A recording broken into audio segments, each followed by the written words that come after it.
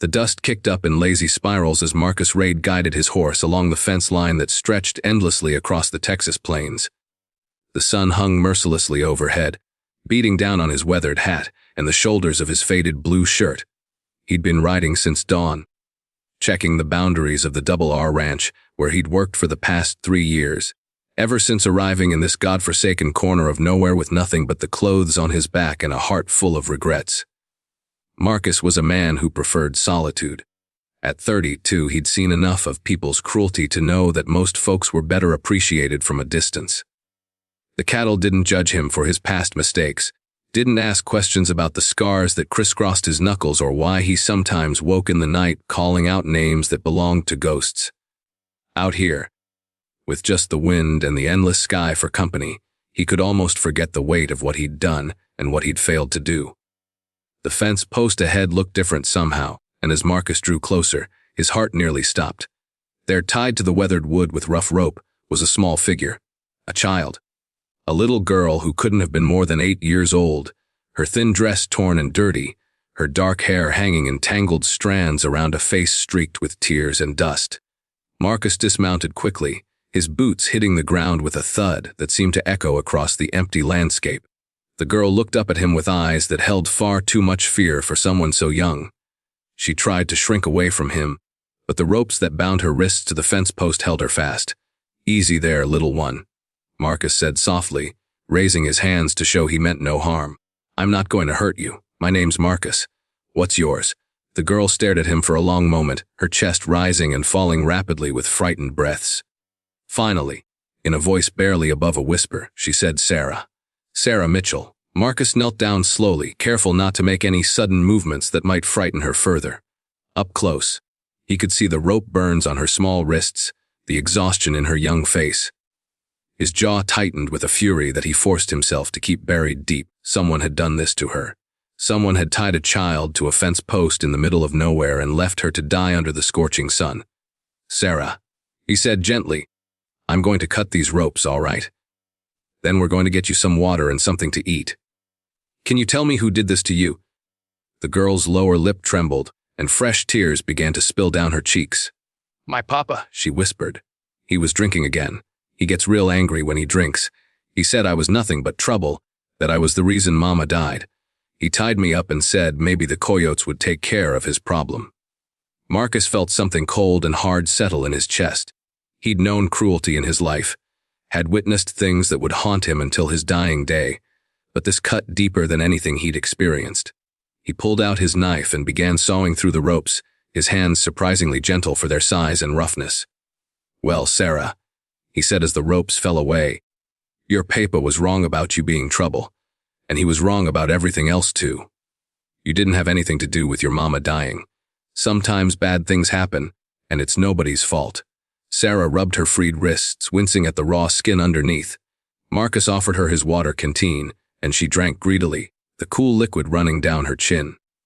He watched her with a mixture of protective instincts he didn't know he possessed, and a burning anger toward the man who had abandoned her here.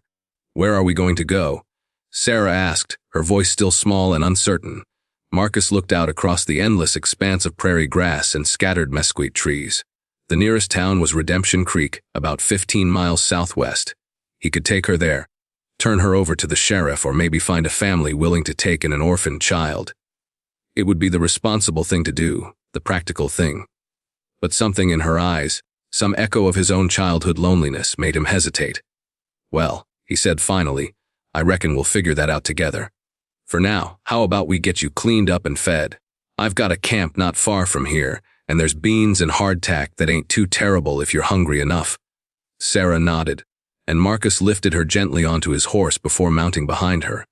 As they rode toward his modest camp, tucked into a grove of cottonwoods near a small creek, he found himself remembering another child from long ago, a boy of 10 who had watched his own father drink away their farm, their future, and finally their hope. A boy who had learned too young that sometimes the people who were supposed to protect you were the ones you needed protection from. Marcus had left home at 14, striking out on his own with nothing but bitter determination and a promise to himself that he'd never end up like his father. For 18 years, he'd kept that promise, even when keeping it had cost him everything else that might have made life worth living. He'd never married, never stayed in one place long enough to put down roots, never allowed himself to care too deeply about anything or anyone, because caring meant vulnerability, and vulnerability led to the kind of pain that could break a man. But now, with this small, broken child in his arms, Marcus felt something shifting inside him, like a door he'd kept locked for years was slowly creaking open. His camp was simple but well organized, a small tent, a fire ring surrounded by stones, and his few possessions arranged with the kind of military precision that spoke of a man who'd learned to make do with very little.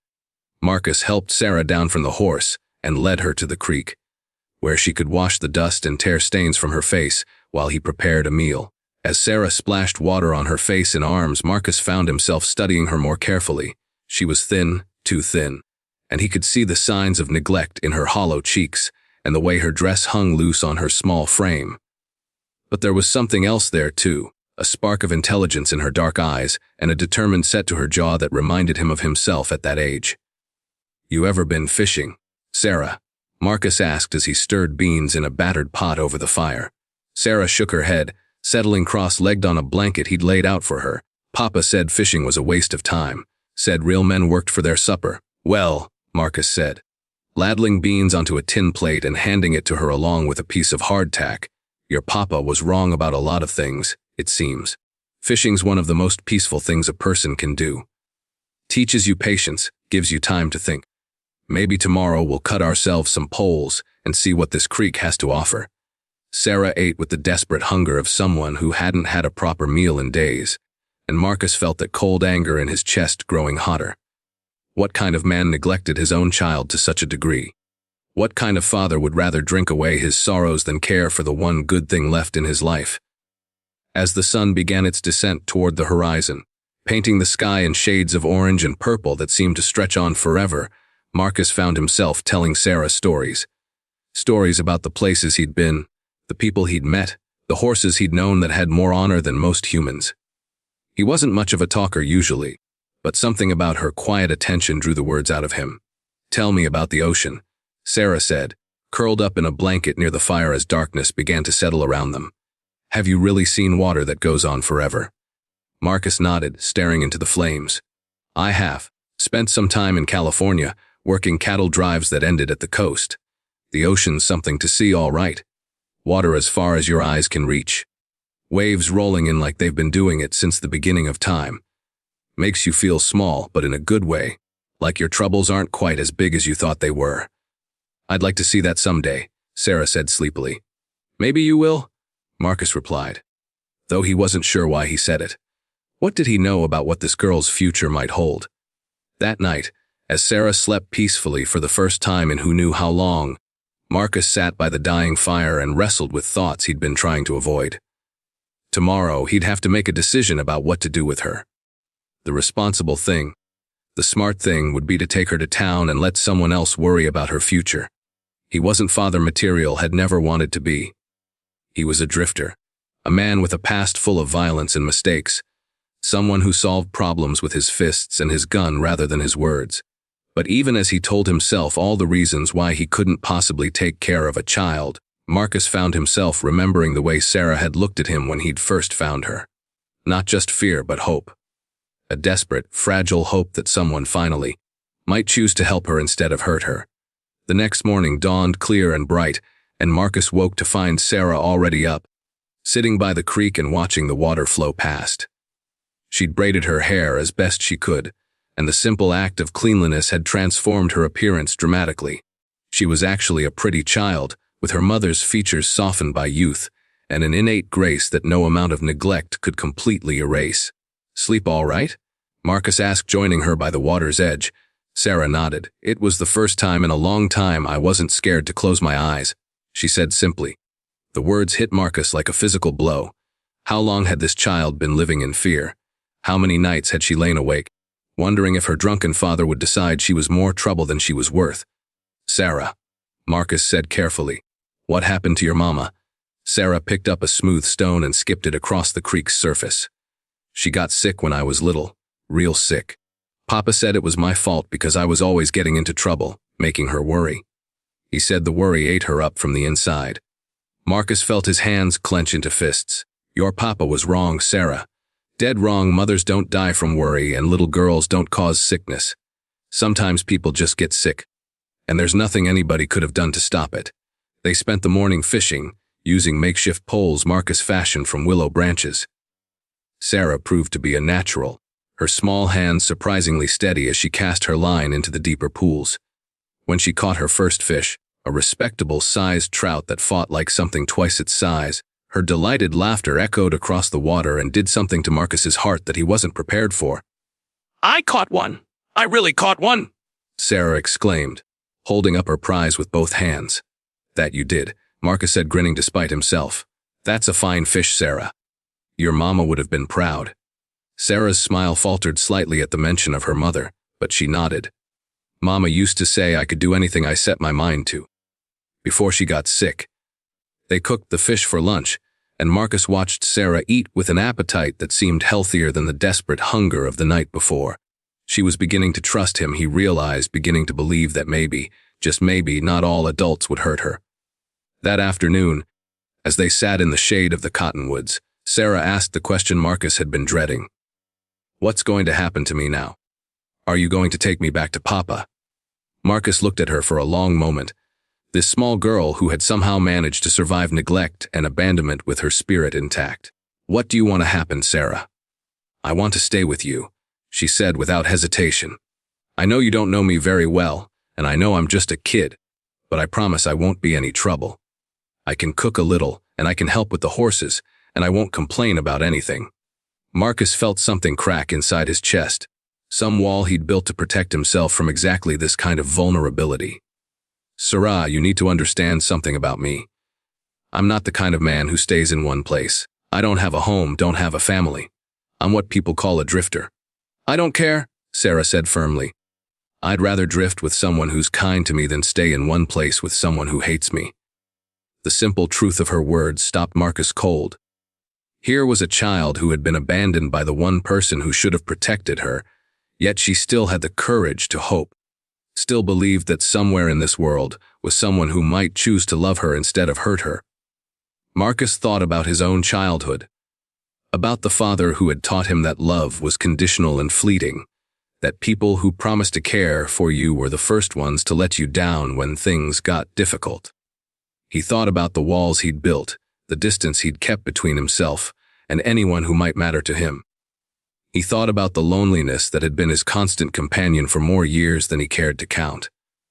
And then he thought about Sarah's laughter echoing across the water, about the trust in her eyes when she looked at him, about the way she'd slept peacefully beside his fire because, for the first time in too long, she felt safe. All right, Marcus said quietly. All right, Sarah, we'll figure this out together. Sarah's face lit up with a joy so pure and bright that Marcus had to look away for a moment. Really? You mean it?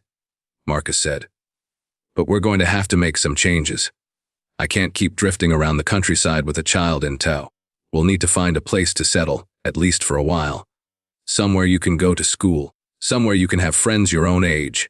I don't need friends, Sarah said quickly. I just need you. Marcus felt his throat tighten. You deserve friends, Sarah. You deserve a lot of things you haven't had. We'll figure it out as we go. Over the next few days, as they prepared to leave Marcus's camp and head toward an uncertain future, something remarkable happened. Sarah began to bloom like a wildflower after rain. The fear faded from her eyes, replaced by curiosity and excitement about the adventure ahead. She asked endless questions about everything they saw, from the different types of birds that nested in the cottonwoods to the way Marcus could predict the weather by reading the clouds. Marcus found himself changing too, in ways he hadn't expected.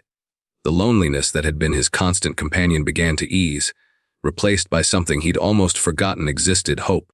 Not just hope for Sarah's future, but hope for his own. Maybe, just maybe, it wasn't too late for him to be something more than a drifter with a dark past. Maybe he could be the kind of man who built something instead of just moving on when things got complicated. They decided to head for a town called Cedar Falls, about 100 miles north. Marcus had heard it was a growing community with good schools and decent people. The kind of place where a man could start over if he was willing to work hard and keep his past to himself. It would mean giving up the freedom of the open road, the simplicity of caring only for himself. But as Marcus watched Sarah practice her writing with a stick in the dirt by their fire, he realized that some sacrifices were worth making. On their last night by the creek, as Sarah slept peacefully under a blanket of stars, Marcus found himself thinking about the strange turns life could take. A week ago, he'd been a solitary man with no ties to anyone or anything. Convinced that isolation was the price of safety, now he was responsible for a child who looked at him like he hung the moon, whose future depended on choices he hadn't planned to make. The thought should have terrified him. For most of his adult life, responsibility had been something to avoid, a trap that would tie him down and make him vulnerable. But sitting there beside the dying fire, listening to Sarah's soft breathing and the gentle murmur of the creek, Marcus realized that maybe vulnerability wasn't always weakness. Maybe sometimes it was the greatest strength of all. The next morning, they broke camp early and began the long journey to Cedar Falls. Sarah rode behind Marcus on his horse, chattering excitedly about everything they passed. She wanted to know about every plant, every animal, every cloud formation. Her curiosity was infectious, and Marcus found himself seeing the familiar landscape through fresh eyes, noticing details he'd overlooked in years of solitary travel. "Look," Sarah exclaimed as they crested a hill and saw a family of deer grazing in a meadow below. "They're so beautiful. Do you think they have families like people do?" "They do," Marcus said. "The doe there, she's probably got fawns somewhere nearby. She'll protect them with her life if she has to." "Like you're protecting me?" Sarah asked. Marcus felt his chest tighten. "Yeah, Sarah, like that." They traveled for 3 days, camping under the stars and sharing stories around their small fires. Marcus told Sarah about his years working cattle drives, about stampedes and river crossings and nights when the only sound was the lowing of cattle and the whisper of wind through grass. Sarah shared memories of her mother, precious fragments of a time when she'd felt loved and safe.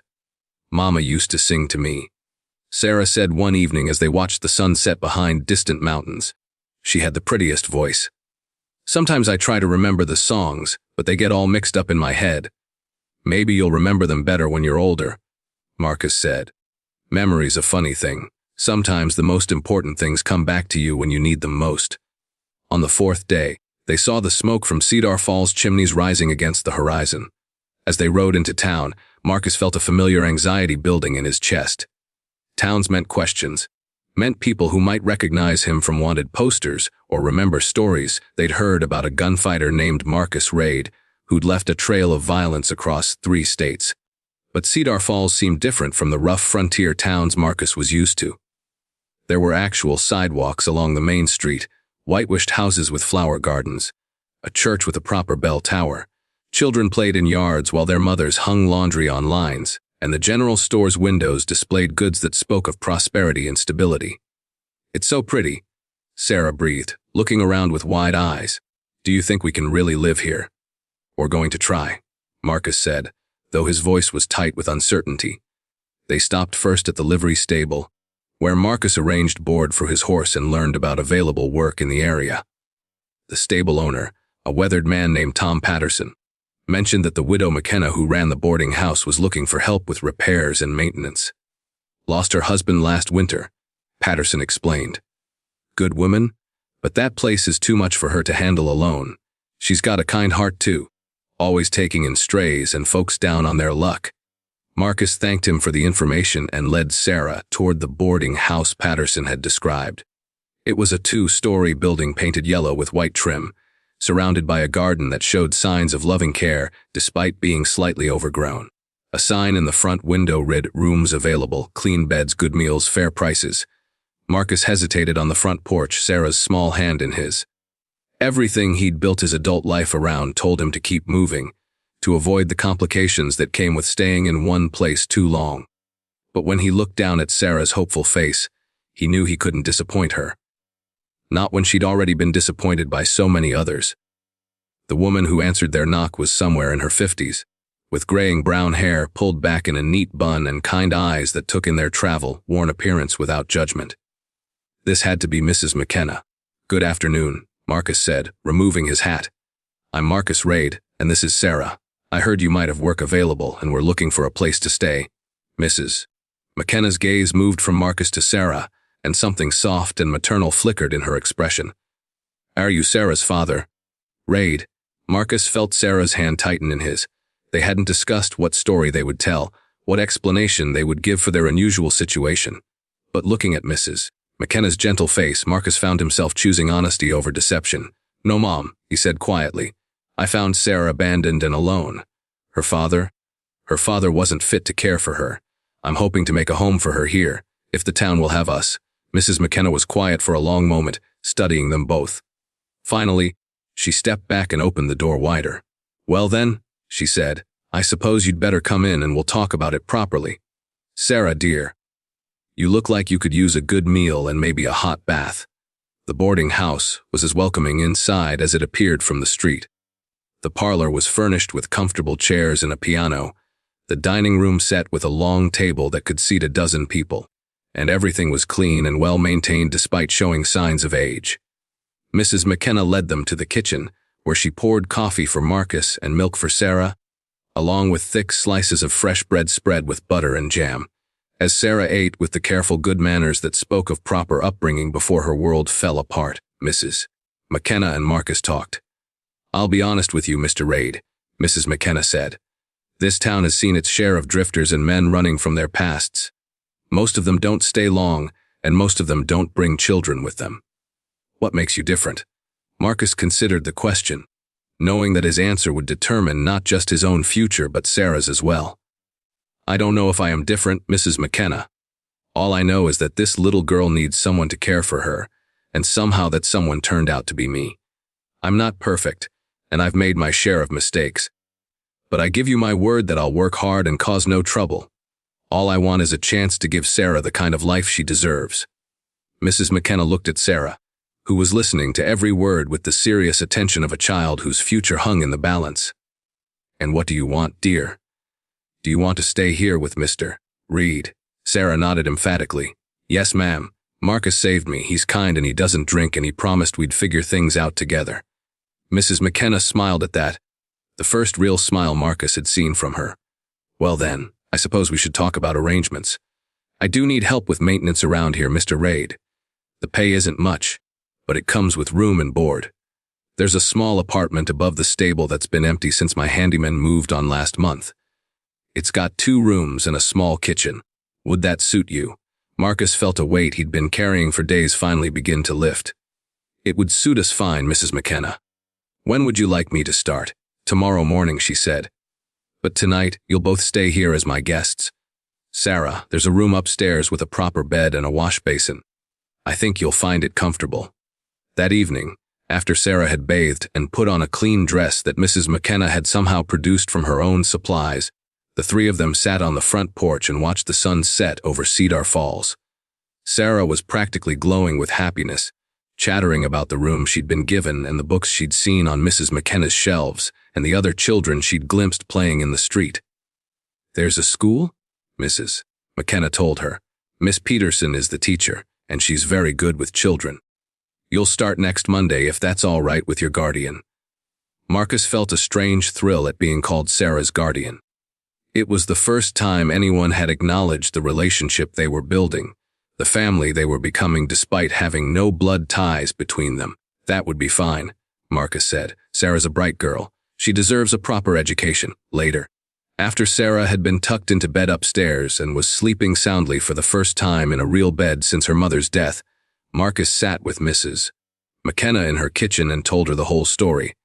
How he'd found Sarah tied to a fence post, how her father had abandoned her to die, how something in her courage and resilience had awakened feelings in him he'd thought were long dead. "You're taking on quite a responsibility," Mrs. McKenna said gently. "Raising a child isn't easy, especially one who's been through what Sarah has." "I know," Marcus said. "I've never been anyone's father, never even thought I wanted to be. But that little girl, she needs someone to believe in her, someone to show her that the world isn't all cruelty and abandonment. Maybe I need that too." Mrs. McKenna studied him thoughtfully. "What about her biological father? Won't he come looking for her?" Marcus's expression hardened. "If he does, he'll find me waiting for him. A man who would tie his own child to a fence post and leave her to die has forfeited any claim to parenthood." "You have a protective streak," Mrs. McKenna observed. "That's good." Sarah's going to need that. Over the following weeks, Marcus and Sarah settled into their new life in Cedar Falls. The apartment above the stable was small but comfortable, and Sarah delighted in having her own room for the first time in her life. Marcus threw himself into his work with an intensity that surprised even him, repairing everything from loose floorboards to leaky roofs, with the kind of craftsmanship that spoke of genuine pride in his work. Sarah started school and proved to be as bright as Marcus had suspected. She made friends quickly, her natural warmth and curiosity drawing other children to her like flowers turning toward sunlight. In the evenings, she would sit at their small kitchen table and tell Marcus about her day while he helped her with her reading and arithmetic. "Miss Peterson says I'm catching up real fast," Sarah reported one evening, her face glowing with pride. "She says I might even be ahead of some of the other children by Christmas." "That's wonderful, Sarah," Marcus said, and meant it. Watching her bloom under the influence of stability and care was like watching a miracle unfold daily. But even as they built their new life together, Marcus couldn't shake the feeling that their peace was fragile, that somewhere out there Sarah's biological father might decide he wanted his daughter back. Not out of love, but out of pride or stubbornness or simple meanness.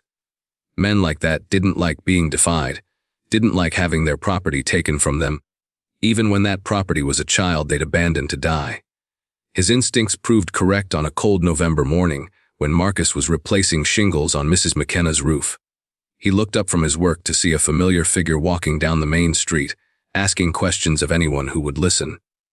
William Mitchell was a big man, broad-shouldered and thick, armed from years of manual labor, but his face was puffy and flushed with the telltale signs of a habitual drinker.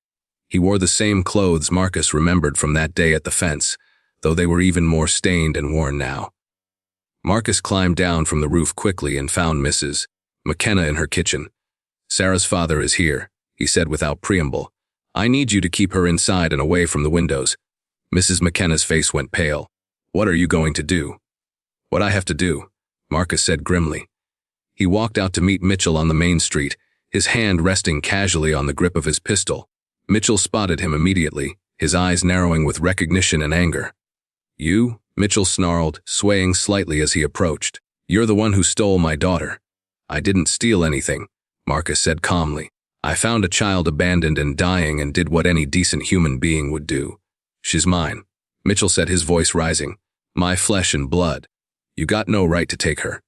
Marcus felt that cold anger building in his chest again, the same fury he'd felt when he'd first found Sarah tied to that fence post. "You gave up any right to her when you left her to die in the desert. You're not a father, Mitchell. You're not even a man." Mitchell's face darkened with rage. "I'll kill you for that. I'll kill you and take back what's mine." "You're welcome to try," Marcus said quietly. The street had gone silent around them. People had stopped their daily business to watch the confrontation, sensing the potential for violence in the air.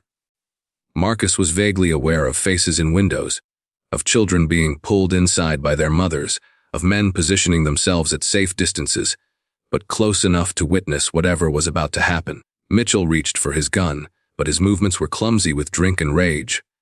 Marcus's draw was smooth and practiced, the result of years when speed meant the difference between life and death. His bullet took Mitchell in the shoulder, spinning him around and sending him crashing to the dusty street. Marcus walked over to where Mitchell lay groaning and bleeding, his gun trained on the fallen man's chest. "You're going to leave town, Mitchell," he said in a voice that carried clearly across the silent street. "You're going to get on your horse and ride away, and you're never going to come back. If I ever see you in Cedar Falls again, if I ever hear that you've tried to contact Sarah or interfere with her life in any way, I'll kill you. Do you understand me?" Mitchell glared up at him through pain-clouded eyes. "She's my daughter," he said again, but the fight had gone out of his voice. "No," Marcus said firmly. "She's not. You lost the right to call her your daughter when you chose whiskey over her welfare. She's my daughter now, and I'll protect her from anyone who tries to hurt her, including you." Dr. Henderson, the town's physician, came forward to tend to Mitchell's wound. As he worked, Marcus became aware of the people watching him, the residents of Cedar Falls who were seeing him clearly for the first time. Not just as the quiet handyman who fixed their roofs and mended their fences, but as a man capable of violence when someone he loved was threatened. Sheriff Caldwell approached, his hand resting on his own weapon. Was it a fair fight, Marcus? He drew first, Marcus said simply. Ask anyone who saw it. Several voices confirmed his story, and the sheriff nodded. All right then. Mitchell, soon as the doc patches you up, you're leaving town. If you're smart, you'll keep riding until you're well clear of this county. Mitchell was helped onto his horse an hour later, his arm in a sling and his face twisted with impotent rage. As he rode out of town, Marcus felt a weight lift from his shoulders. Sarah was truly safe now, truly his to protect and raise in love. He found her waiting for him in Mrs. McKenna's parlor, her face pale but determined. She ran to him as soon as he entered, throwing her arms around his waist and holding him tight. I heard the gunshot, she said, her voice muffled against his shirt. I was so scared. It's all right now, Marcus said, stroking her hair. He's gone, Sarah. He won't bother us again. Promise, she asked, looking up at him with eyes that still held traces of the fear she'd lived with for so long. I promise, Marcus said, and meant it with every fiber of his being. That evening, as they sat in their small apartment above the stable, Sarah asked the question Marcus had been expecting. Are you really my father now? Marcus considered his answer carefully. Not by blood, Sarah, but in every way that matters, yes, if you want me to be. Sarah nodded solemnly. I want that more than anything. Can I call you Papa? Marcus felt his throat close up with emotion. I'd be honored if you would. As winter settled over Cedar Falls and their first Christmas together approached, Marcus reflected on the strange journey that had brought them to this place. He'd spent most of his adult life running from commitment, from the kind of love that required sacrifice and responsibility. Now he couldn't imagine a life without Sarah's laughter filling their small home, without her questions and stories, and the absolute trust she placed in him every day. She'd given him something he'd never expected to have a reason to be better than he was, a future worth building instead of just enduring. In saving her, she'd somehow saved him too, transforming a lonely drifter into a man with purpose and hope. On Christmas morning, Sarah woke him before dawn, her excitement infectious as she bounced on his bed and demanded he come see what Santa Claus had brought. Under the small tree they'd decorated together were presents Marcus had made with his own hands, a wooden doll with a painted face and yarn hair, a set of books he'd ordered from the catalog, and a small locket that had belonged to his own mother, the only thing of value he'd kept from his past. It's beautiful, Papa, Sarah breathed, turning the locket over in her small hands. What's inside? Marcus opened it carefully, revealing a tiny photograph of his mother as a young woman. That's your grandmother, Sarah. She died when I was about your age, but she would have loved you very much. Sarah studied the photograph with the serious attention she gave to everything important. She looks kind, like Mrs. McKenna. She was kind, Marcus said, and she would have been so proud to know that her son was raising such a wonderful daughter. As they sat together in their warm kitchen, sharing breakfast and planning their day, Marcus realized that this was what happiness felt like. Not the wild, temporary joy he'd sometimes found in whiskey or violence or the open road, but something deeper and more lasting. The quiet satisfaction of a life built on love and responsibility, on choosing to stay instead of run, on opening his heart to someone who needed him as much as he needed her. Outside, snow was beginning to fall on Cedar Falls, covering the town in a blanket of pristine white. But inside their small apartment, Marcus and Sarah were surrounded by the warmth of belonging, of being exactly where they were meant to be. The lonely cowboy had found his purpose, and the abandoned child had found her home, and together they were writing a story that proved sometimes the greatest strength comes not from standing alone, but from choosing to build something beautiful with someone else. The future stretched out before them, full of possibility and promise. There would be challenges ahead. Marcus knew Sarah would grow up and